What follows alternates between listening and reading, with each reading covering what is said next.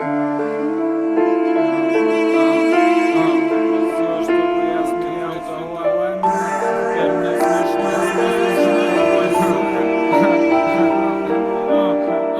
в себя на миг, где-то в заброшенном здании. С кентами мы проебали тут вечер без палева, а я по новой забуду про эти тормоза. А сколько дней подряд не видел я твои глаза. А люди любят убивать, люди любят предавать. Вот и ты одна из них предала меня. Проще просто уйти, чем хоть что-то сказать. Проще менять людей, чем попытаться понять. И нахуй надо было так, ты ответь мне. Ведь ты же знала, что будет нахуй, пошла к ней.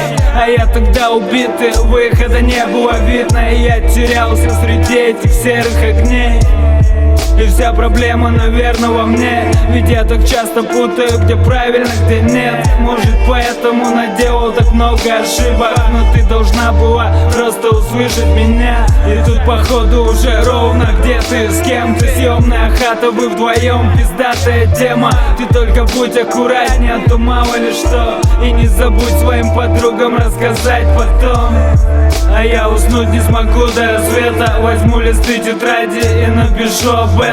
Знаешь, вся моя жизнь давно в этих куплетах. И тебя не было бы в ней, если б не это лето.